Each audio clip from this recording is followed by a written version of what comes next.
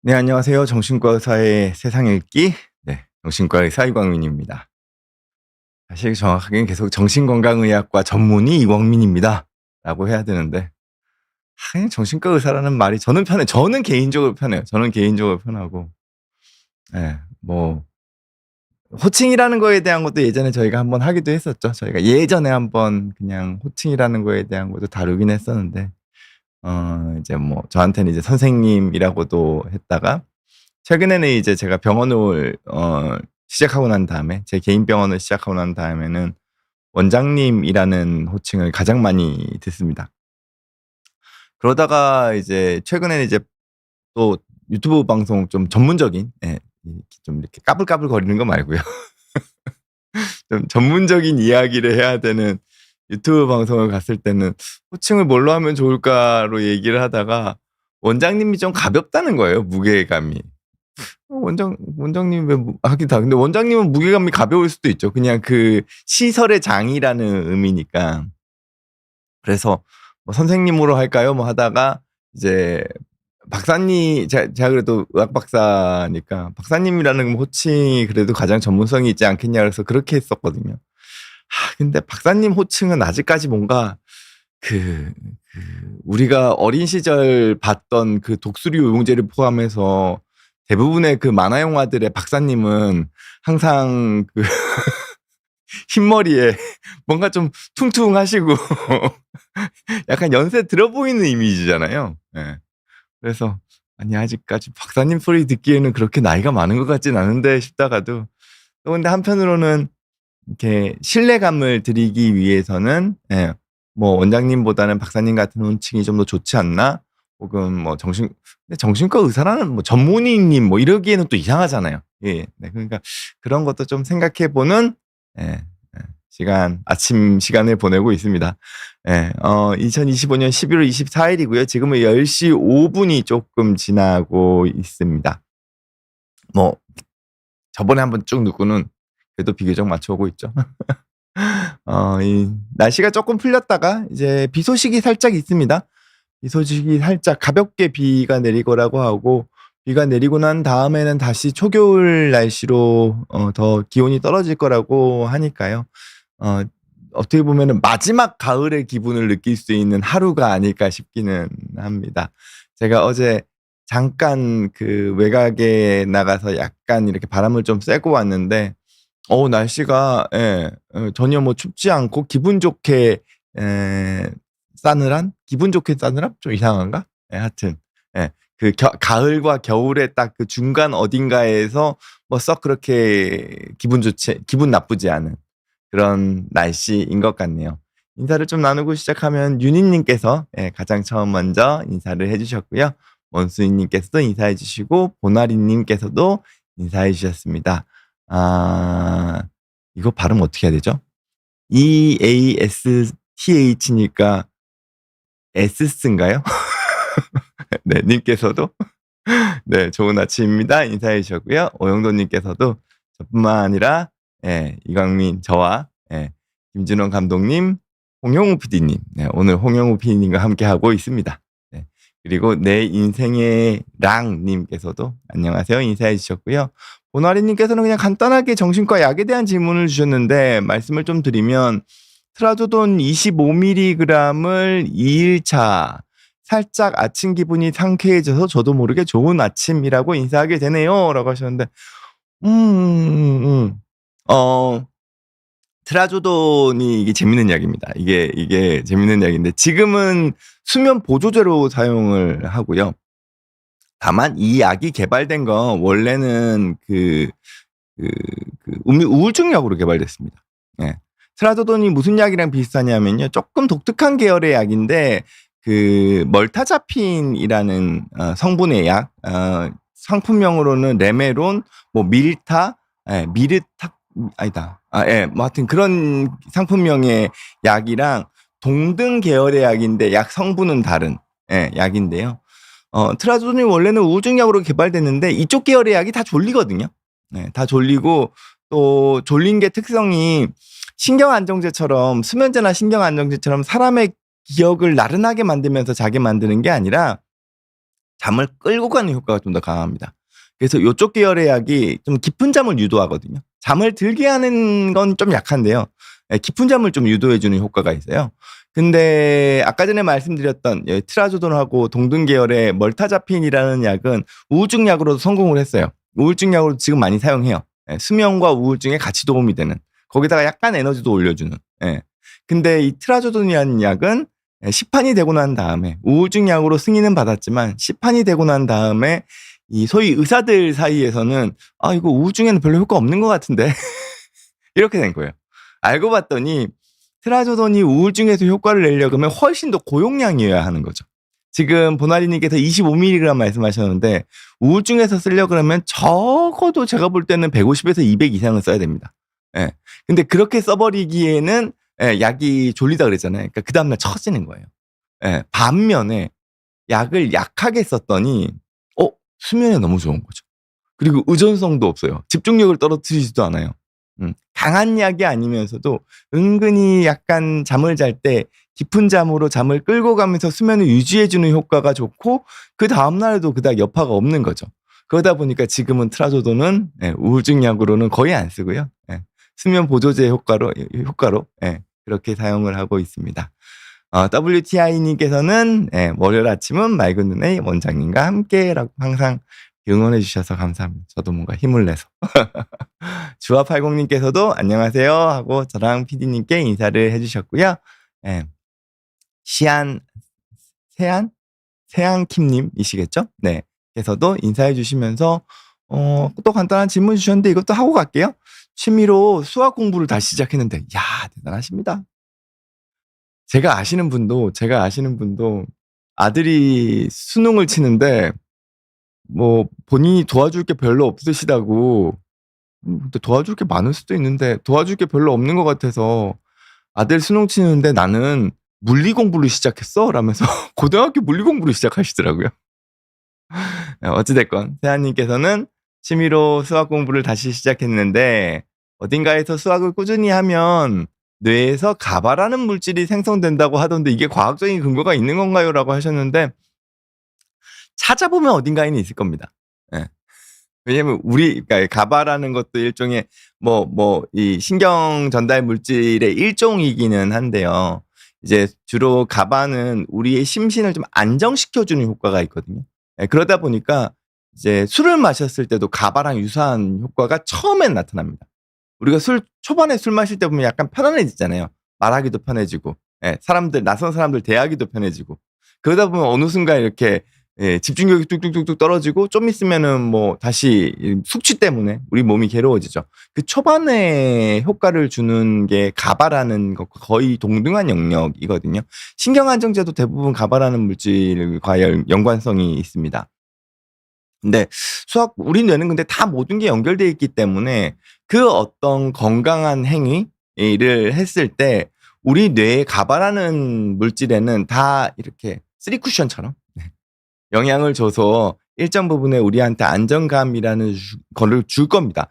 다만 조심하셔야 되는 건 지금 세한김님께서는 내가 나의 어떤 마음 수양이나 나의 취미 활동이나 나의 이 지적 호기심을 위해서 수학 공부를 자발적으로 하시는 거잖아요. 네. 그러니까 가바에 그 도움이 될 수 있는 거고요. 이 수학 공부를 하면 가바에 도움이 돼서 심신 안정에 도움이 된대라는 그 이유로 자식에게 수학 공부를 시키면 이건 정반대 효과가 나타납니다. 이건 정반대 효과가 나타나는 거니까 본인만, 그러니까 내가 정말 호의적으로 할 때, 정말 기꺼워서, 즐거워서 할 때 도움이 되는 거지. 내가 공부를 해야 되니까 시험을 쳐야 되니까 억지로 한다 그러면 그거는 전혀 도움이 안 되니까 그렇게 좀 생각해 주시면 될 것 같고요. 이 발음이 어려운 이스스님? 네. EASTH. 이거 발음 어떻게 하는지 진짜 궁금하긴 하네요.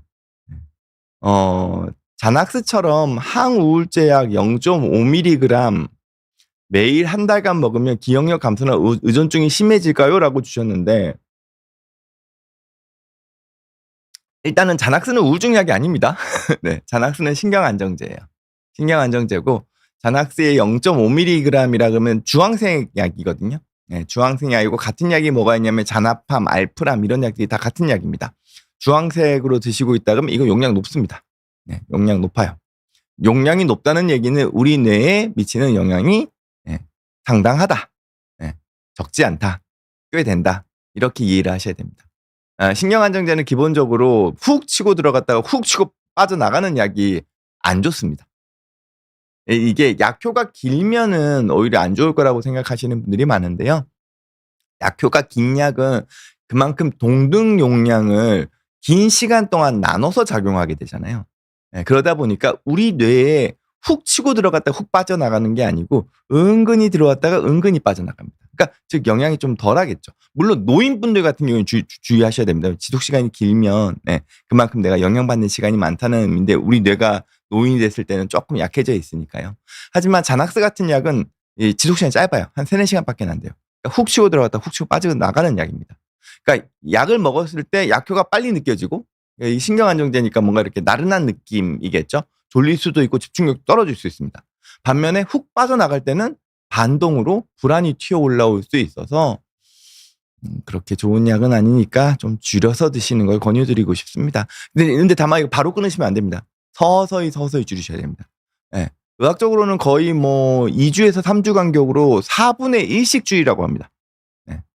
그런 식으로 조금씩 줄여나가시면 어떨까 싶고 우리님께서는 가바가 수면의 질과 관련이 있다고 하던데요. 뭐 일정 부분 일리 있습니다. 우리 마음을 편안하게 하는 거다 보니까 가바와 관련된 신경안정제를 썼을 때 약간 수면을 하는데 도움이 되는데 깊은 수면으로 넘어가는 건 사실 가바의 영역은 좀 아닌 것 같아요. 잠을 들게 하는 그리고 그냥 좀 덜 깨게 하는 데 영향을 좀 주는 게 가바고요. 오영도님께서는 뒷 배경과 늦 가을 분위기가 느껴지는 원장님의 의상이 조화를 이루면서 아늑하고 따뜻한 편안함을 풍기네요 하셨는데 하트까지 이렇게 날려주셔서 너무 감사합니다. 오영동님 말씀해 주신 건 항상 뭔가 마음이 따뜻해지죠.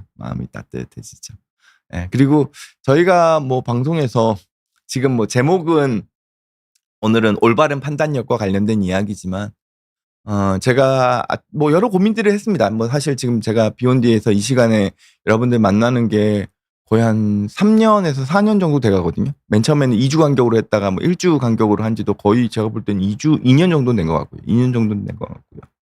그러다 보니까 이걸 어떤 방식으로 할 때 선생님이 여러분들한테 가장 편안하고 도움이 되고 또 저도 좀 부담을 덜 가지면서 꾸준하게 할 수 있을까라고 할 때 이제 오영도님께서 이렇게 말씀을 주시듯이 약간 따뜻한 분위기에서 우리가 서로 같이 마치 떨어져 있지만 대화를 나눈 듯한 느낌으로 그런 식으로 가면 그러면서 중간에 제가 또 약간 흥분하면 저 혼자 막 떠들 때가 있긴 합니다만 그래도 사랑방 같은 분위기를 좀 만들고 싶은 거죠. 제가 계속 S라고 발음했던 거는 이스트 H군요. 이스트 H군요. 네. 제가 기억해 놓겠습니다. 이스트 H. 네. 몬순이님께서도 좋다고 이렇게 칭찬해 주셔서 감사드리고요. 시안킴님께서는 아까 수학 공부하는 거랑 가바 관련된 거 자발적이냐 강제적이냐가 키포인트군요. 이렇게 해주셨고요. 몬순이님께서는 여기는 봄 같아요. 따뜻하죠. 따뜻합니다. 그리고 이지은님께서도 선생님 반갑습니다. 매일 뒤늦게나마 선생님 라이브 다시 봅니다. 이렇게 인사해 주시고 항상 응원해 주셔서 감사드립니다.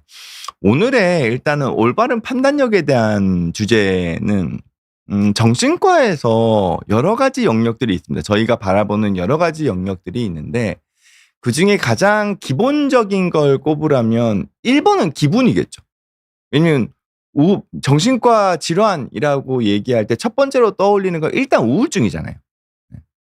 그러다 보니까 저희들이 정신과적인 평가를 할 때 정신과 의사로서 이렇게 저한테 오시는 분들을 대할 때 우선 파악하는 건 이분의 기분이고 이거는 대화를 안 나눠 보더라도 금방 캐치가 가능하죠.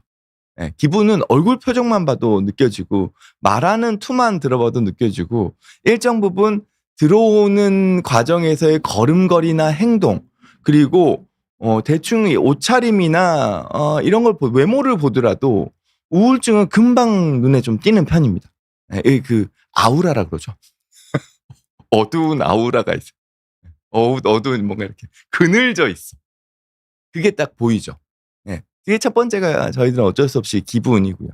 예, 물론 뭐 들떠있는 조증이라는 기분의 영역도 있습니다만 이 영역은 일반 사람들이 경험할 영역은 아니에요. 예. 암만 많이 잡았을 때 그 가벼운 조증, 경조증이라고 얘기하거든요. 경조증을 일생 중에 경험할 일정 기간 이상 일정 부분 경험할 가능성은 한 15%에서 20% 미만일 겁니다. 그리고 완전 조증, 완전 저희가 병적이라고 생각하는 조증을 경험할 확률은 5%도 안 되세요. 그러다 보니까 뭐 5% 미만이라는 것도 뭐 100명 중에 5명이니까 적은 건 아니지만 그래도 우리가 통상적으로 생각하기에는 흔히 경험할 일은 아닌 거죠. 하지만 우울은 우리가 충분히 경험할 수 있잖아요. 반면에 또 다른 기분 말고 다른 영역이 있다면 생각입니다. 네, 사고. 그리고 사고에 있어서 가장 중요한 부분은 결국에는 판단력이죠. 이 사고는 우리의 생각이고요. 판단력은 사고의 결과물이라고 보시면 돼요. 네. 우리의 사고의 흐름 자체가 빠를 수도 있고요. 느릴 수도 있고요. 그러니까 즉 판단력이 느려져 버리면은 전반적인 게 다 느려지겠죠. 우리의 행동이나 결정이나 이런 것들이 다 느려질 겁니다. 그리고 느려진다는 건 내가 같이 생각해야 되는 앞의 생각들이 내 집중력에서 사라져 버린 뒤이기 때문에 종합적인 판단이 어려워져 버려요. 우리의 집중력이랑 한계가 있거든요. 근데 나의 사고의 흐름이 너무 느려요. 그럼 이 집중력에서 내가 여러 가지를 고려해서 판단을 내려야 되는데 이 앞쪽에서 고려한 부분 이미 시간이 지나서 집중해서 빠져나가 버려요. 그러면은 뒤에 있는 부분만으로 판단을 하게 되니까 판단력이 떨어지겠죠. 반면에 생각이 너무 빠르면 생각이 너무 빠르면 우리 뇌는 오류가 생깁니다.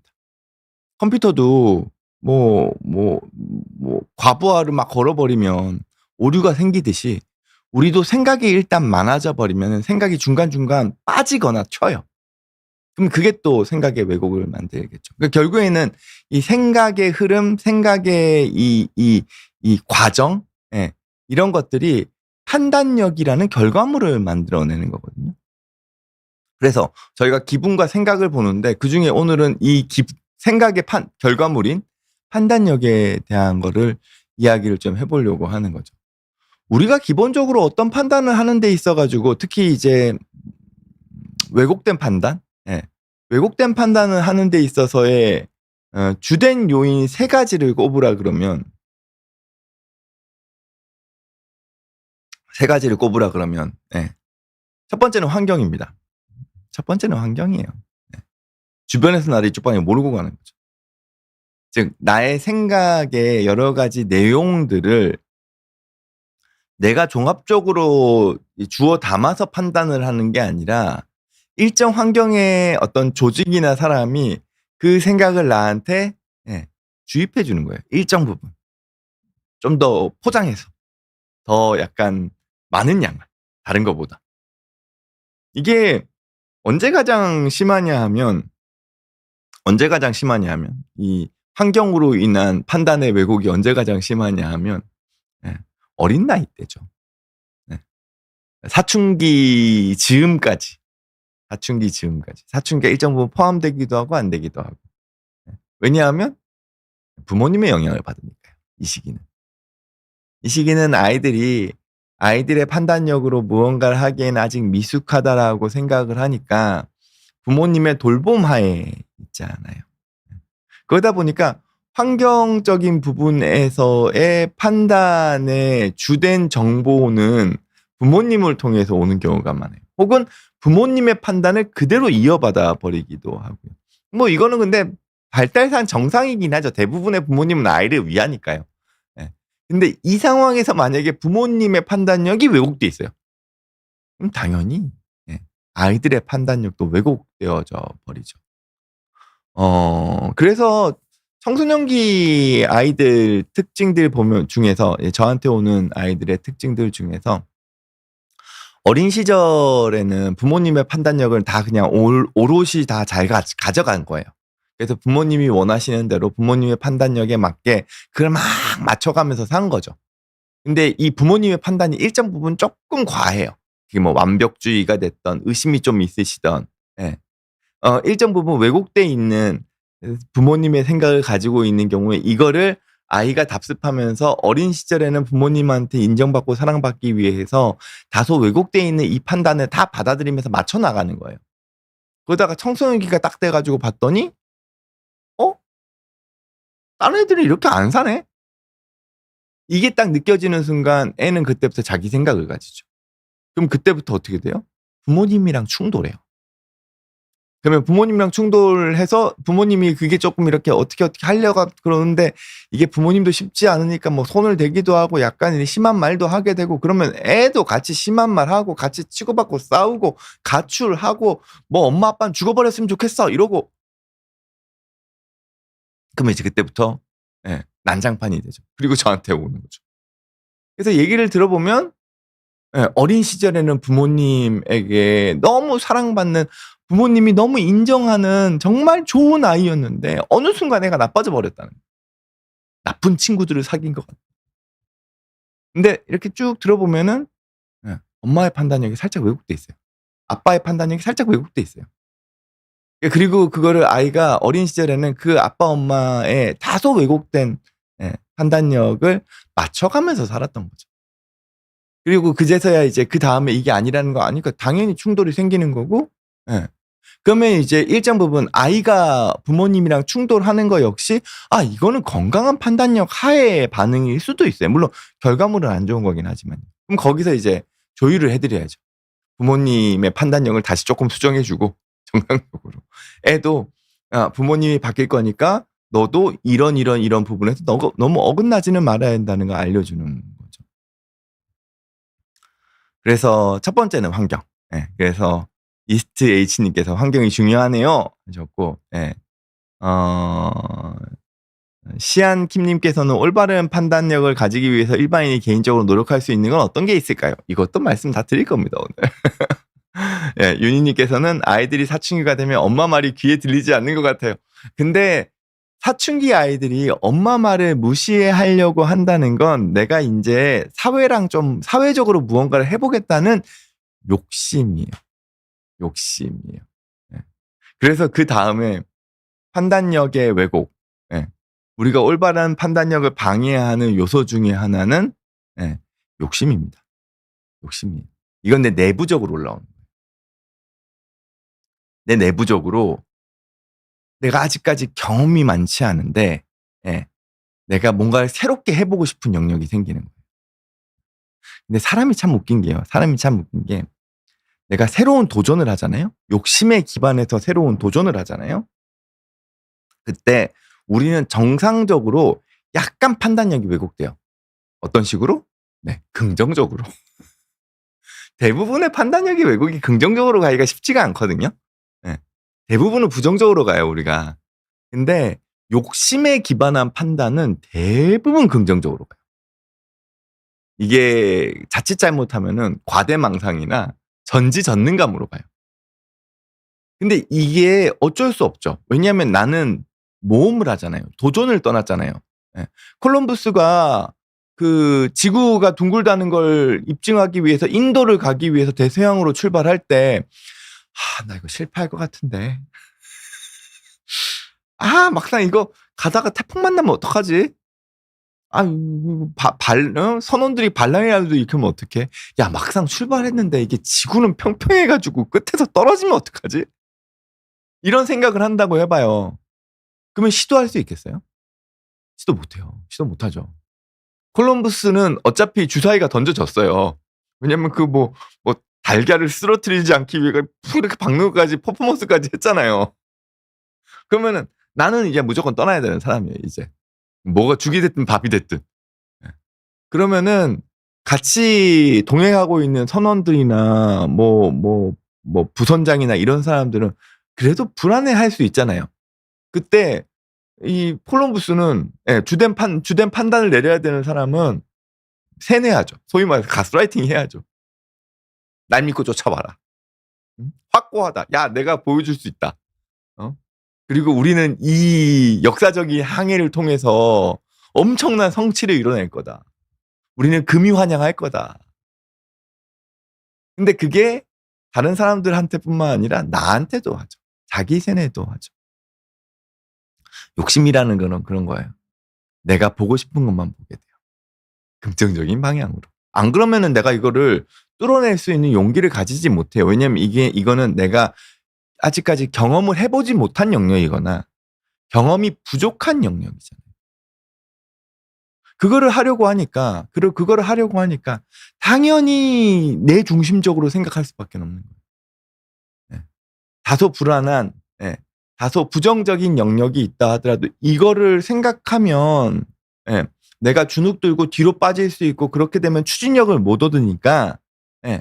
내가 무언가를 도전하는 욕심이 있을 때는 자연스럽게 판단은 왜곡됩니다. 내 안에서.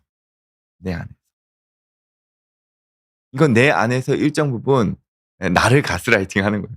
아까 전에는 환경이 나를 가스라이팅 했다면 욕심은 내가 나를 가스라이팅 하는 거죠. 그래서 무언가를 시도하는 사람들이 그렇게 사기를 잘 당한대잖아요. 왜냐면 내가 보고 싶은 대로만 보거든요. 뭐 저도 그런 적이 있긴 하지만. 내가 잘 모르는 영역이니까 나는 긍정적으로 생각하고 거기서 누군가가 이렇게 나한테 딱 이렇게 뭔가 도움을 준다고 했을 때 야, 이거는 야, 내가 얼마 전에 사주를 봤는데 귀인이 나타날 거라고 했는데 이 사람이 귀인이구나. 긍정적인 착각을 하는 거죠. 네. WTI님 말씀대로 이른바 긍정적인 착각을 하는 거죠. 그래서 아까 전에 그 세왕킴님의 질문으로 돌아간다면, 예. 내가 올바른 판단력을 할 수 있도록 노력할 수 있는 게 있다 그러면, 예. 첫 번째는, 내가 혹시 이 욕심에 기반한 너무 자기 세뇌를 하고 있는 건 아닐까. 이런 거, 내 안에서. 이건 대부분 내 안에서의 생각이 많을 때 생겨요. 물론 내 안에 생각이 많아진다는 건 욕심이죠. 이건 대부분 긍정적인 방향으로 끌고 나가는데 가끔 이런 것도 있긴 합니다. 의심. 의심은 이제 부정적인 방향이 욕심이에요. 이것도 이상하게 욕심이에요. 타인에게 경계를 한다는 건 내가 절대로 손해보지 않겠어. 나는 절대로 상처받지 않겠어. 내가 남한테 절대로 이용당하지 않을 거야. 라는 욕심이에요. 그러니까 어떻게 돼요? 네, 생각이 많아져요. 그쪽 방향으로. 근데 이 의심에 있어서의 욕심은 대부분 부정적이에요. 대부분 부정적. 의심에서의 욕심은 대부분 부정적이에요. 왜냐면은 내가 절대 손해보지 않겠다라는 거잖아요. 내가 절대로 상처받지 않겠다. 그리고 그러니까 주변 사람들을 다 준 사기꾼 취급을 해요. 언제 나의 그 등골을 뽑아먹을지 몰라. 지금은 이렇게 내 옆에서 혀와 정말 나의 혀처럼 굴지만 언제 내 등에 칼을 꽂을지 몰라. 의심의 시각으로 바라보는 거죠. 근데 이것도 생각이 많아지잖아요. 그럼 그쪽 생각이 더 강화돼 버려요.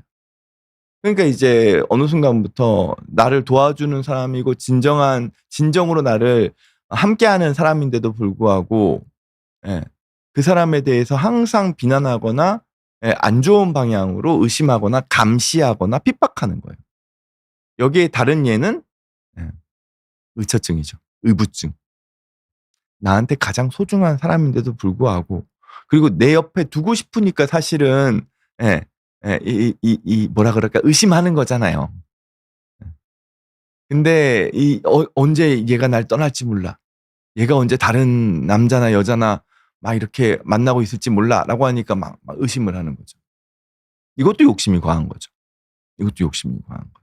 그러니까 어느 순간 자기 아내나 남편을 뭐 내연남이나 내연녀가 있는 사람인 것처럼 외도를 하는 것처럼 계속 이렇게 생각하고 있는 거예요. 이것도 생각의 문제죠. 그렇게 따지고 보면 청소년기에 그 약간 말도 안 되는 행동이나 판단을 하는 건 이 아이들이 사회랑 부딪히기 위해서 그리고 그 두려움을 극복해내기 위해서 그래도 내가 뛰어들기 위해서 일정 부분 하는 욕심의 반영. 그리고 이거는 대부분 긍정적인 영역으로 튀죠. 긍정적인 영역으로. 과대망상이나 전지전능감으로 튀죠. 또 욕심의 반영은 뭐 아무래도 30, 40대도 당연히 욕심에 대한 것도 있겠죠. 예, 30, 40대 아까 뭐 50대는 뭐 아까 아내에 대한 거나 남편에 대한 거나 이런 것들이 있을 거고 30, 40대는 내가 성공하고 싶으니까. 내가 사회적으로 인정받고 싶으니까. 그러다 보니까 거기서 오는 욕심들도 일정 부분 판단의 왜곡을 만들 수 있을 겁니다. 그리고 30, 40대 때 또 가능한 거는 어린 시절 때부터 조직에 의한, 환경에 의한, 환경에 의한 일정 부분의 판단력의 왜곡도 있겠죠. 그러면은 지금 제가 말씀드린 게 첫 번째는 환경이었죠. 두 번째는 욕심, 내 안에서 올라오는 많은 생각들, 이런 것들이고요. 세 번째로 말씀드리고 싶은 거는 정보 부족이에요. 정보 부족. 정보 부족도 약간 나눈다 그러면 여러 가지가 있을 수 있습니다. 타인이 나의 정보를 끊어내기도 해요. 왜냐하면 가스라이팅을 할 때 이 가스라이팅은 상대방의 판단력을 내 걸로 뺏어오는 거잖아요. 내가 정서적으로 정신적으로 지배를 해서 세뇌를 해서 네 판단 믿지 말고 내 판단대로 해 라는 게 가스라이팅이니까 나의 판단력이 뺏기는 겁니다. 그 누군가한테. 근데 가스라이팅을 하려 그러면 최종적인 단계가 어떻게 되냐면요. 그 과정에서 내 주변에 있는 모든 정보를 차단해 버려요. 그 사람이 주는 정보만 나한테 오도록 만드는 거예요. 그러니까 내 주변의 인간관계를 다 끊어 버려요. 내가 다른 사람들로부터 객관적인 정보를 얻지 못하게. 정보 부족이 되는 거죠. 그러니까 한 사람의 정보만 받아들이는 거예요. 그러면 나의 생각은 이 사람이 주는 정보에 한해서만 왜곡돼 버려요. 이게 정보 부족으로 인한 판단력의 문제인 거죠. 뭐 엄밀히 따지고 보면은 환경의 영향도 될 수 있기는 합니다.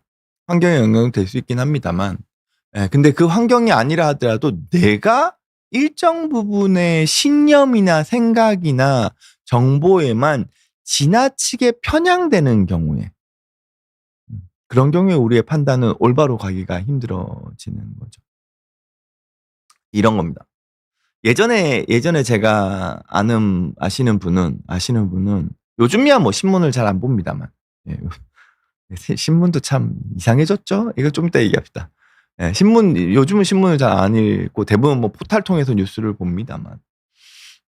예전에는 제가 되게 존경하는 선생님은 그 병원 하시는 의사 선생님이신데 본인 병원에 예, 에, 그 신문을 종류별로 구독하셨어요. 소위 말해서 보수와 진보의 신문을 다 받아보는 거죠. 중도적인 신문까지 포함해서. 그렇게 해서 나의 정보를 균형감 있게 맞추려고 노력을 하신 거예요. 왜냐하면 내가 한쪽 신문만 계속 보게 될 때 나도 모르게 이쪽 논조에 계속 끌려가 버리잖아요. 왜냐하면 정보가 이걸 통해서만 들어오니까요. 그리고 실제로 그게 뭐 부정적인 효과가 있다는 것도 여러 가지로 이야기들이 되곤 했었죠. 그래서 우리가 정보를 다양한 영역에서 가져가려고 하는 거는 내가 올바른 판단을 유지하기 위해서 정말 필요한 영역인 겁니다. 그래서 제가 계속 말씀드리는 게 호기심이라고 얘기하잖아요. 내가 다소 관심이 없다 하더라도, 내가 다소 뭐 듣기 싫은 이야기라고 하더라도, 너는 왜 그렇게 생각하니? 너는 왜 그걸 주장하냐? 너는 왜 이렇게 행동하는데? 에 대한 거를 그래도 호기심을 가지고 바라보려고 하면서 종합적인 정보를 가지고 내 판단력을 쭉 끌고 가려고 하는 것들이 필요하다는 거죠.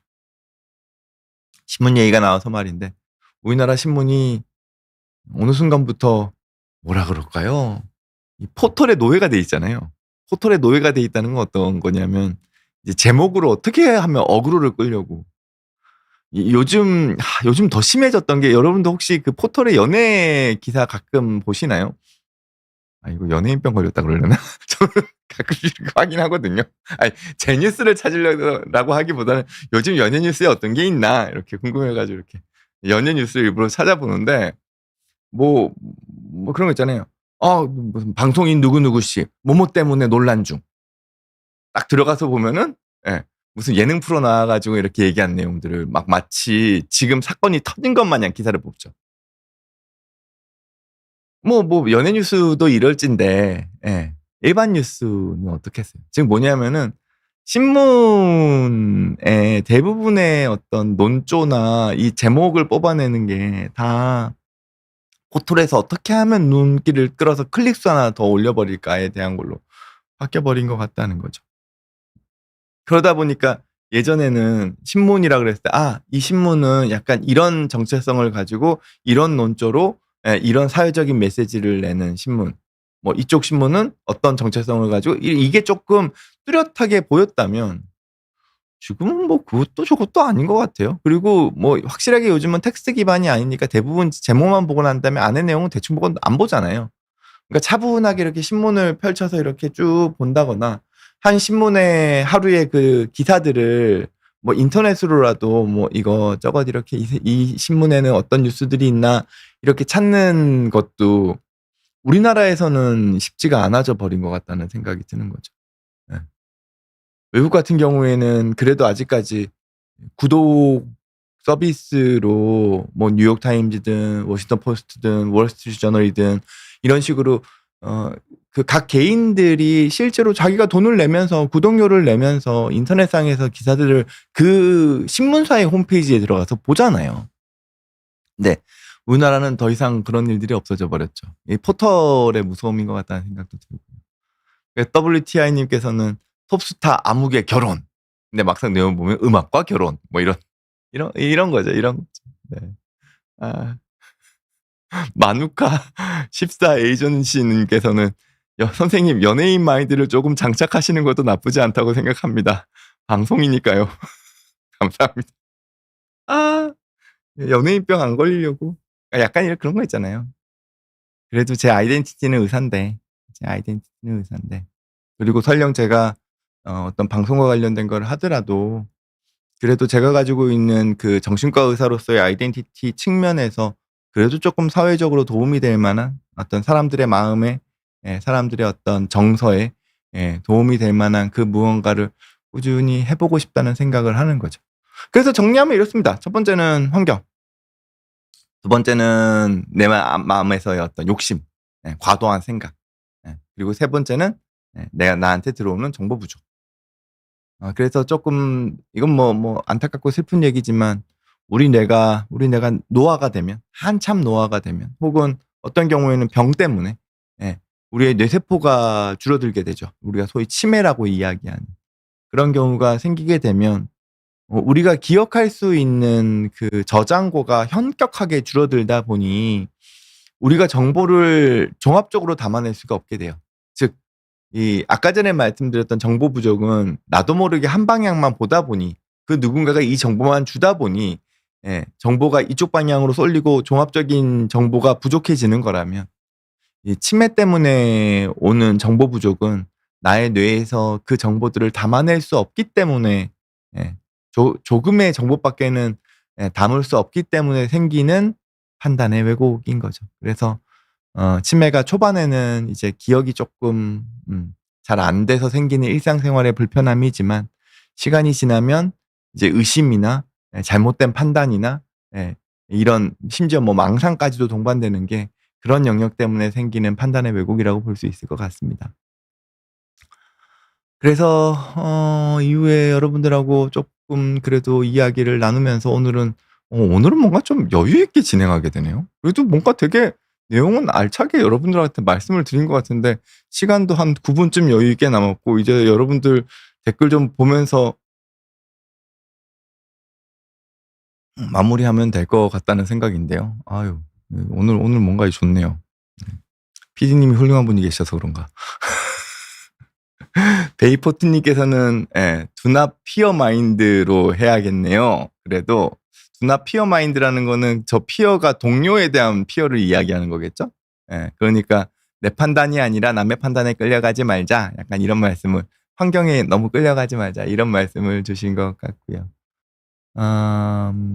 오하 님께서는 "원장님 우울증 치료를 5년 정도 받다 보니 판단력이 빨라졌어요. 많은 생각을 하기 싫어서인 것 같아요. 다 좋은 결과를 가져오지 않지만 어찌 항상 올바른 판단만 할 수 있겠어요?"라고 위로합니다. 그것도 필요하죠. 완벽주의가 있으면 오히려 우리는 스텝이 꼬여요. 예. 완벽주의라는 건 내가 모든 걸 다 파악해서 정확한 판단으로 이걸 해야 돼. 예. 근데 이게 가능하지가 않잖아요. 그리고 그러기 위해서는 내가 너무 많은 걸 파악하고 있어야 되죠. 예. 그러다 보면은 우리가 이렇게 정보라는 건 물론 이렇게 종합적인 게 있지만 그 안에서 그래도 내가 집중해야 되는 영역은 따로 있거든요. 예. 그건 이 종합적인 거 판단하에 그 안에서 셀렉션을 해 나가는 과정인 거죠. 근데 완벽주의가 있으면 그 셀렉션을 잘 못해요. 예. 그러니까 때로는 우리의 생각이 좀 심플해질 필요도 있는 거죠. 아까 전에 말씀드렸던 우리가 올바른 판단을 하는데 방해가 되는 요소 중에 또 욕심이 있었잖아요. 그 욕심이라는 건 우리의 생각을 막 다양한 방향으로 뻗게 만들어요. 혹시나 어쩌면 만약에 식으로. 예. 그러면 그거가 우리로 하여금 너무 많은 정보들이 들어오니까 오히려 올바른 판단을 못 하게 되는 문제들이 발생을 하는 거죠. 그때는 오히려 생각이 살짝 줄어야 돼요. 생각이 살짝 줄어야 돼요. 특히 우울증이 있을 때는 우울한 방향으로 생각이 너무 많아져 버리기 때문에 그러면은 이제 부정적인 방향에서의 어떤 가능성 낮은 영역들까지도 자꾸 생각을 해 버리게 되거든요. 그러니까 이제 대표적인 게 이제 뭐 안 좋은 진짜 극단적인 상황까지 가시는 분들을 보면은 내가 그럴 만한 상황이 아닌데도 불구하고 지금의 부정적인 상황에서 더 안 좋은 상황들을 가능성 낮지만 예측하면서 그걸 이미 현실이라고 받아들여 버리세요. 네. WTI 님께서는 "절대 손실 안 보겠다. 최고의 효율만 추구하겠다."고 하면 걱정과 생각이 많아져서 아무것도 못 하게 되는 것 같아요. 정확한 말씀이시죠. 예. 윤희 님께서는 "그냥 내가 밥 한 번이라도 더 사는 게 마음 편합니다. 약간의 손해는 괜찮습니다." 그러시면서 34년째 33년째 같이 지내다 보니 남편에게 찐사랑이 생겼다면 제가 양보해 줘야죠. 남편분이 다른 사람이 생겼다면 양보해 주신다고요. 이게 해탈하신 거죠 이거는. 해탈하신 거죠. 그리고 그런 거 있잖아요. 예. 제 와이프도 가끔 제 와이프 여기서 얘기하는 거 제 와이프가 좀 민감하게 생각하던데 하여튼 제 와이프가 가끔 저한테 "야 내가 혹여나 뭐 병들어 죽든 뭐가 내가 정말 너한테 질려 가지고 이혼을 하든 넌 다시는 또 다른 여자 괴롭히지 마라. 그냥 혼자 살아. 야 누가 너한테 오겠냐." 약간. 예. 그렇습니다. 그렇다고요 그냥. 아니 근데 그게 이제 해탈인 거죠. 해탈인 거죠 그게. "아 그래, 그래. 아 그래. 뭐 좋은 게 좋은 거지. 뭐 있어. 인생이란 이런 거야." 약간 이런 마인드도 이런 마인드도 필요한 관계라는 게 있는 것 같아요. 모든 걸 다 이렇게 할 수는 없지만. 아 어 그리고 네 보나리 님께서는 네 "중도가 균형감을 갖고 있는 게 가장 건강한 입장인 것 같아요." 그죠. 중도라는 게 참 중요한 거죠. JYG7R 님께서는 "스틸록스 루나팜 중 장기 복용용으로 먹으려면은 어떤 게 조금 더 나을까요? 만성 불면증 환자입니다." 스틸록스랑 루나팜 둘 다 안 좋습니다. 둘 다 안 좋습니다. 네. 물론 이제 정말 필요한 경우에 일시적으로 사용하는 건 괜찮아요. 예. 물론 그게 잦아지다 보면 또 의존에 문제가 있긴 하지만 근데 여러분들 그 비행기에서 졸리다 그래서 스틸록스 드시는 거 그거 함부로 하지 마세요. 예. 그거 가끔 사고 납니다. 예 가끔 사고 납니다. 어떤 사고냐면은 본인은 주무셨다고 생각하는데 막 승무원한테 횡패 부리고 있어요. 왜 기억이 날아가거든요. 예. 그래서 이제 스틸록스나 루나팜 같은 약들은 어찌 됐건 수면제 계열인데 잠을 자면 다행인데 잠을 못 자고 있는 상황에서 내가 기억만 날아가 버리면 꽤나 위험해요. 의존성도 꽤 심하고요. 그리고 이게 내성이 있다 보니까 점점점 용량이 높아집니다. 그러다 보면 당연히 사고 터지죠. 그래서 스트록스 루나팜은 두 개 다 안 좋은 약이다라고 생각을 하셔야 되고요. 그래서 그런 것들을 좀 안전하게 대체할 수 있는 약들로 쪼끔 이렇게 조합해서 사용을 하셔야 됩니다. 그래서 이거는 진료를 꼭 보시고 조절을 하셨으면 좋겠고요. 스틸록스 루나팜을 그냥 편하게 사용하시는 선생님들도 가끔 있으신데 제가 뭐라고 얘기 안 하겠습니다. 예. 네. 그리고 또 어떤 게 있을까요? 어 쉐론 HK 님께서는 H킴 님께서는 어 약과 사이코 세라피, 정신치료라고 보는 게 맞겠죠. 적기로는 이렇게 사이코 아날리시스라고 표현하셨는데 아마 사이코 세라피일 것 같습니다. 아날리시스는 조금 더 높은 단계라고 보시면 되거든요. 약이랑 이제 정신치료, 이제 상담이죠. 정신과 의사에 의한 상담을 받은 지 꽤 되는 것 같아요. 약과 이 정신치료 상담을 언제쯤 끊는 게 나을까요? 물론 담당쌤과 논의하고 있지만 제3자의 의견도 듣고 싶습니다. 상담 종료 시기에 대한 질문인 듯요. 라고 하셨는데 아마 이게 이렇죠. 약물은 가격이 쌉니다. 네, 진료비가 얼마 안 들죠. 근데 상담은 기본적으로 뭐 적어도 40분, 50분을 하실 테니까. 그리고 특히나 뭐 정신과 의사한테 받으신다 그러면은 비용이 뭐 적을 수가 없죠. 예, 적어도 뭐 2-30만 원 이상은 하실 것 같은데요, 느낌에. 예.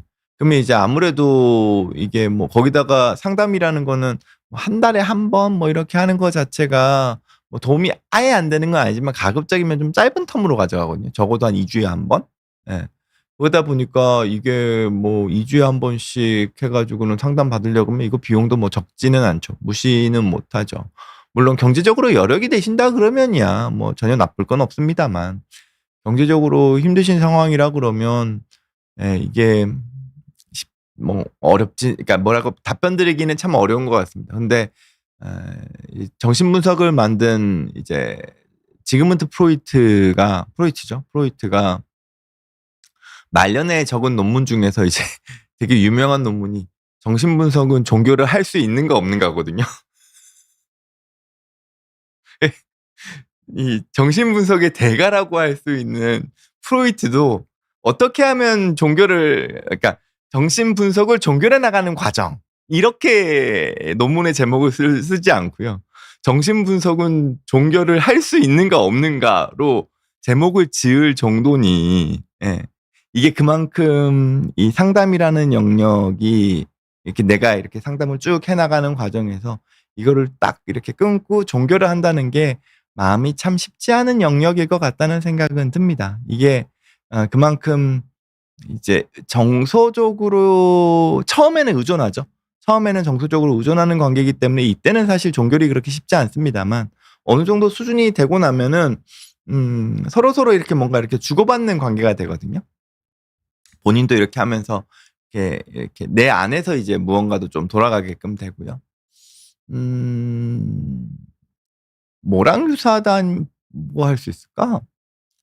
예, 저는 물론 정신분석가는 아닙니다. 제가 말씀드린 게 정답은 아닙니다. 정답은 아닙니다. 예, 저는 그냥 제 나름대로의 해석을 바탕으로 여러분들한테 말씀을 드리는 거긴 합니다만 정신치료와 관련된 거는, 그러니까 즉 어떤 상담이나 뭐 그게 뭐 상담사가 됐든 정신과 의사가 됐든 그 상담이라는 게 꽤 오랜 시간 지속되면서 상당히 깊은 신뢰관계죠. 신뢰관계가 형성되고 그 안에 착취나 가스라이팅이 존재하지 않는다는 가정하에 서로 건강한 관계로, 예, 신뢰관계의 바탕하에 상담을 해 나간다는 건 일정 부분 건강한 종교 활동하고도 좀 비슷하다고 생각을 합니다. 건강한 종교 활동이랑도 비슷하다고 생각을 해요. 이 종교 활동에서도 보면은 우리가 그 종교적인 그 대상을 내재화하거든요. 우리가 기도한다는 건 그거잖아요. 우리가 굳이 뭐 성당이나 뭐 교회 절에 가서만 기도를 하는 게 아니라 내가 혼자 있을 때 이렇게 기도를 할 수 있다는 거는 내 마음 안에 종교적인 그 대상이 내재화돼 있기 때문에 내가 이렇게, 예, 나 스스로 기도할 수 있는 거거든요. 근데 이게 그 어떤 그 종교 활동이라는 거를 배제한 채 나 혼자서만 하게 되면 이건 점점 좀 약해지겠죠. 그러면 이제 그거를 좀 강화해 주는 중간에 부스터라고 얘기해야 될까? 그런 종교 활동들이 중간중간 필요한 겁니다. 예. 그런 것처럼 상담이라는 것도, 건강한 상담이라는 것도 이 치료자나 그 상담사, 분석가를 이 내 안으로 내재화합니다, 어느 시점이 되면. 그러면은 내가 이런 이야기를 이 선생님한테 하듯이 내 머리 안에서, 내 마음 안에서 그 상담이나 정신치료의 상황을 이 이미지네이션 해요. 재생해요. 그러면서 내가 선생님은 지금 안 있지만 내 안에서 내가 이렇게 얘기하면 선생님이 뭐라고 반응하실까에 대한 거를 쭉 내 안에서 돌리게 되거든요. 그러면 이제 이거는 꽤나 나 스스로가 단단해지고 강해진 거죠.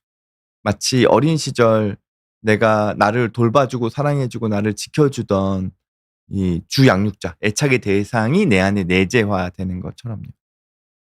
근데 아까 말씀드렸듯이 뭐 종교 활동도 시간이 지나면은 약간 이렇게 약해지듯이 이 내 안에서의 어떤 내재화도 이게 꾸준하게 유지되면서 내 안에서 끊임없이 그거를 잘 굴리실 수도 있긴 하지만 그게 시간이 지나면 약해지시는 분들이 있어요. 그러면 중간중간 이렇게 이건 좀 텀이 길어도 되겠죠, 이 경우에는.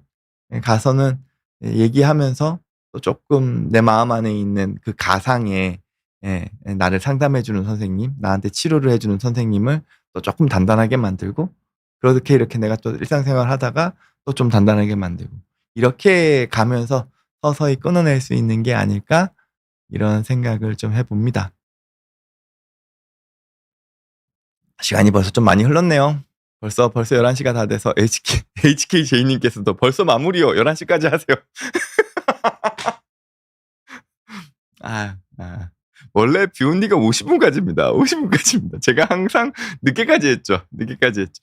근데 제가 다음번부터는 제가 이거 끝나고 난 다음에 일정이 생겨서 아마 이 11시 넘겨서까지 하거나 뭐 이런 거는 쪼끔 어려울 것 같고 한 50 분쯤에 제가 정리를 하게 되지 않을까 싶습니다. 예. 근데 이렇게 여러분들하고 이야기 나누면서 안 그래도 WTI7 님께서 "오늘 방송 뭔가 물 흐르듯 매끄러운 느낌이었어요." 이렇게 해 주시겠는데 저도 약간 그런 느낌이에요. 왜냐면 '왜 그러지? 무슨 차이가 있을까?' 제가 아침에 오늘 되게 정신이 없었거든요. 진짜 무슨 아침에 일어났는데 무슨 연락 몇 개를 받았는데 이게 전부 다 제 스케줄을 막 다시 짜야 되는 연락이었어요. 그래서 뭐 이거 뭐 '아침부터 완전 멘탈 털린다.' 약간 이러면서 왔는데 내려놔서 그런가? 내려놔서 그런가요? 근데 이게 주제 자체가 사실 이게 어려운 주제가 아니잖아요. 제가 말씀드리는 것 중에서 물론 질문 주시는 거에 대한 답변들 그러니까 약에 대한 거든 뭐 이런 거는 당연히 그건 제 전문 지식이니까 어려운 내용일 수 있어도 그 올바른 판단과 관련된 아까 뭐 환경이나 욕심이나 뭐 나의 정보 부족이나 뭐 이런 거와 관련된 건 사실 이게 어려운 내용이 아니잖아요. 예. 그러니까 아마 '여러분들하고 이야기하기도 훨씬 더 편하지 않았나?' 이런 생각을 좀 해 봅니다. 네. HKJ 님께서 "집에서 도대체 어떠시길래 아내분이 그런 이야기를 하시냐."고 하시는데 더 잘해야죠. 더 잘해야죠. 저도 부족한 게 많은 사람입니다. 부족한 게 많은 사람입니다. 근데 이제 그거를 제가 이렇게 되돌아볼 수 있으면서 쪼끔씩 수정해 나갈 수 있으면 이제 건강한 거죠. 건강한 거죠. 그리고 WTI 님께서 방금 "과도한 스케줄 와중에 몰입 상태에서 초능력이 발휘된 듯요." 하셨는데 다음번 주제는 과몰입에 대한 이야기를 좀 해 보려고 합니다. 제가 최근에 과몰입에 대한 좀 관심을 좀 가지고 있어서 이게 긍정도 있지만 좀 부정도 있더라고요. 그래서 시간이 좀 다 돼서 네. 한 주의 시작인데 그래도 한 주 시작 이렇게 좀 여러분들하고 수다도 좀 떠는 것처럼 이야기 나누고 나니까 좀 마음이 한결 좀 음 포근해지는 것 같습니다. 네. 월요일 날 원래 정신없이 시작하는 월요일이잖아요. 근데 여러분들도 뭔가 하루에 이 막 의욕을 한 주의 시작에서 의욕을 가지시면서도 그래도 중간중간에 삶의 여유, 즐거움을, 행복을 잊지 않으시면서 한 주 잘 생활하셨으면 좋겠고요. 저는 다음 주 월요일 날 아침 10 시에 다시 돌아오도록 하겠습니다. 함께 해 주셔서 감사합니다. 정신과 의사 이광민이었습니다.